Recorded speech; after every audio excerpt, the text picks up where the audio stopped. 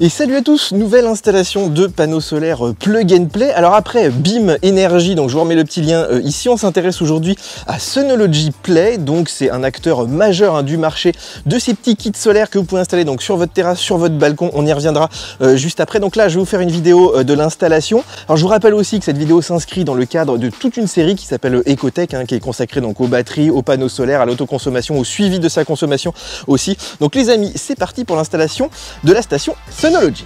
Bon, vous voyez la taille du carton, rien à voir avec BIM qu'on pouvait mettre dans le coffre de la voiture. Ici, ça arrive dans un camion sur une grosse palette qui pèse entre 70 et 100 kg. Donc méfiez-vous, si jamais vous êtes dehors, vous êtes tout seul, c'est quand même très difficile à transporter, y compris pour le carton tout seul.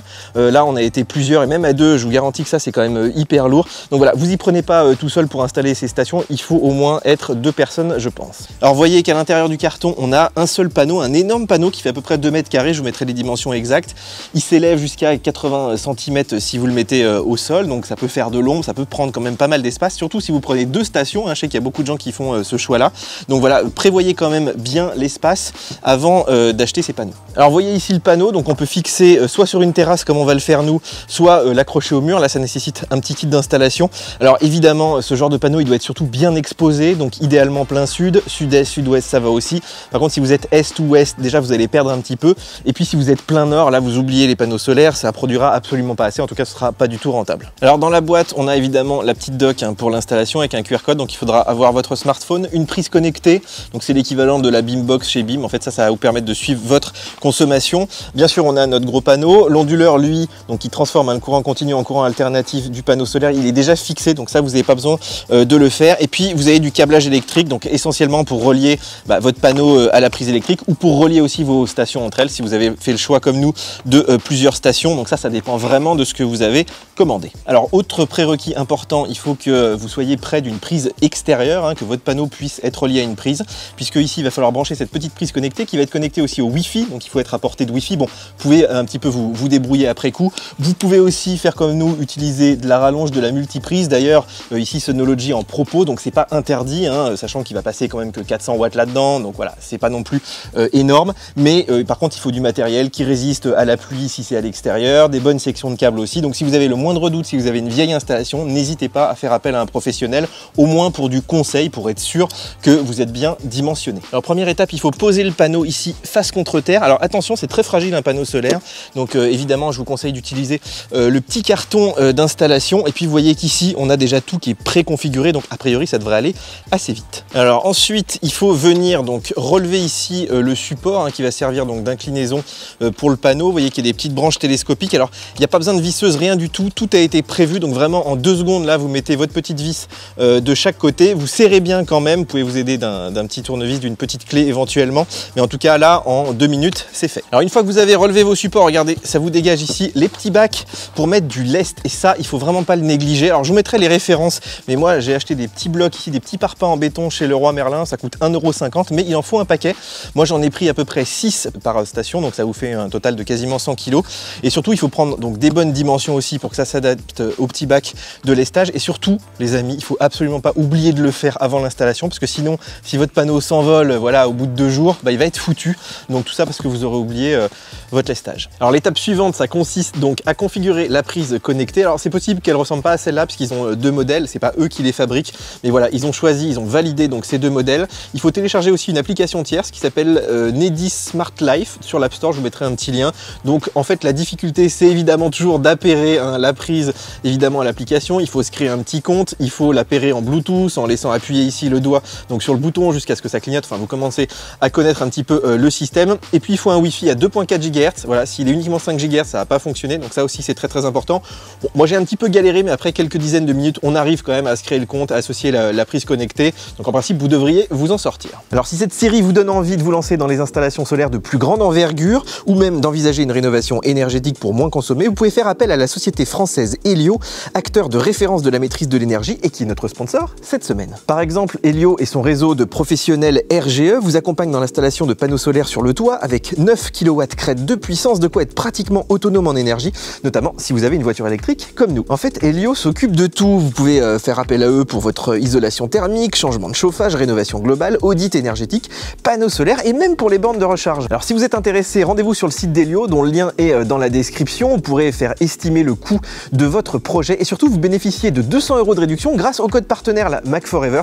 Donc je vous ai mis toutes les infos sous la vidéo. Bon, on passe au branchement, vous allez voir, c'est super simple. En fait, sur le panneau solaire, comme dans tous les panneaux solaires, on a donc un plus et un moins. Voilà, et ça c'est déjà relié au micro-onduleur, donc c'est les deux petits câbles ici. Alors le micro-onduleur, lui par contre, il a deux gros câbles qui sortent, faut pas se tromper. En fait, on a celui-là, là, regardez, c'est une prise donc mâle qui elle va aller à la prise électrique avec une petite rallonge, je vais vous montrer dans un instant. Et puis on a ici un câble qui est un peu bouché. En fait, ça sert à relier d'autres stations Synology. Si vous en avez commandé qu'une, vous n'avez pas besoin d'y toucher. La seule chose que vous devez faire, regardez, c'est prendre tout simplement les deux petits bouts ici, et puis regardez, hop, vous les clipsez. Il faut bien que ça fasse un petit tac ici. Et si jamais vous les avez mal branchés, utilisez, regardez, un petit tournevis plat, puisque ici, il faudra bien appuyer là au milieu si vous voulez pas tout casser en tirant comme un malade. Bon, bien sûr, la dernière étape, c'est de brancher votre kit donc sur la prise connectée. Mais avant de faire ça, vérifiez bien que vous avez fait votre petite déclaration auprès d'Enedis. Je vous mettrai aussi les petits liens, mais vous avez tout reçu par mail théoriquement si vous avez commandé votre kit, puisqu'il va falloir déclarer bien sûr votre installation. Alors, allez-y, c'est parti, on branche. Et en principe, une fois que vous avez branché, l'onduleur là-bas va clignoter de rouge, il va passer à vert. Donc ça peut durer des fois une petite minute, vous affolez pas trop. S'il reste rouge, c'est que vous avez fait un branchement qui va pas. Donc regardez bien tout le tuto depuis le début, mais en principe, vous devriez y arriver. Soyez un peu patient, moi ça a clignoté rouge des fois un petit moment. Alors on vient de monter notre deuxième station Synology, donc de la même façon, il n'y a rien qui change. La seule chose qui change, c'est la façon dont vous allez la brancher. Donc soit vous la branchez de façon indépendante sur une autre prise connecté, c'est possible. Si vous avez deux orientations différentes, par exemple sud-est et sud-ouest, c'est ce que je vous conseille. Par contre, si elles ont la même orientation et qu'elles sont à côté, autant les brancher en série, c'est quand même beaucoup plus pratique. Alors pour ça, au lieu de relier donc ce câble à la prise, vous allez le relier donc à l'entrée de notre première station. Ça, ce câble, donc il est livré quand vous commandez deux stations en même temps. Vous pouvez pas vous tromper, il y a un petit détrompeur. Et puis ici, on a toujours ce petit câble là qui permet de faire entrer une autre station si vous voulez en mettre par exemple une troisième, une quatrième. Donc voilà, vraiment très simple d'installation. Je vous dis, ça prend que quelques minutes et vous devriez avoir vos petites diodes vertes. Attention par contre à bien tout débrancher avant bien sûr de faire vos branchements. Alors un atout de Synology notamment par rapport à BIM, c'est que regardez, ils ont prévu un petit basculement été-hiver. Regardez, on peut modifier comme ça l'inclinaison du panneau. Donc là en hiver, on va les mettre évidemment un petit peu plus en haut puisque le soleil est plus bas, donc pour capter le plus de lumière. Je vous rappelle que l'idéal c'est d'être vraiment face aux rayons du soleil. Et puis surtout si jamais vous avez de la tempête ou des choses vraiment qui arrivent, vous pouvez baisser les panneaux au maximum pour pas que ça prenne le vent. Donc ça c'est vraiment un très bon point, ça permet aussi d'optimiser votre consommation, même si on va pas aller faire ça tous les jours non plus. Alors un point important aussi qu'il faut pas négliger, c'est si vous avez des ombres. Donc attention bien à l'exposition, puisqu'en fait tous vos panneaux et toutes vos cellules, quand vous les mettez en série comme ça, c'est-à-dire que globalement le courant va passer par toutes les cellules. Si jamais vous avez des cellules qui sont bloquées, qui sont bouchées par une ombre, vous pouvez avoir toute votre production qui va être impactée. Donc faites bien attention quand vous orientez vos panneaux, et c'est pour ça que je vous dis que quand vous avez deux stations Synology, des fois ça vaut le coup de les mettre de manière indépendante, ne pas les mettre en série, justement pour éviter ces ombres. Si vous avez des ombres une partie de la journée, ça pénalise donc toute votre installation. Donc voilà, ça c'est un petit calcul à faire, et puis il faut jouer aussi évidemment avec le placement des panneaux. Alors maintenant qu'on a tout bien branché, vous avez vu, c'est allé vraiment super vite, y compris avec deux stations. On va aller voir ce que ça donne au niveau de l'application, on va aller voir notre production. Alors contrairement à BIM qui voyait à l'application MyBIM, ici il faut passer par une application tierce, donc voilà, une prise connectée tierce, une application tierce. Alors ici en fait votre station, vous pouvez lui mettre une petite photo, lui donner un petit nom, mais elle apparaît effectivement comme une prise connectée, donc on peut l'allumer, l'éteindre, il y a même une fonction minuterie. Mais nous ce qui nous intéresse c'est ce qu'on produit. Vous voyez que là on a la conso, alors c'est pas la conso, c'est la production en temps réel, puisqu'on est à 71 watts, donc c'est pas terrible, mais bon, il y a un temps très brouillasseux aujourd'hui.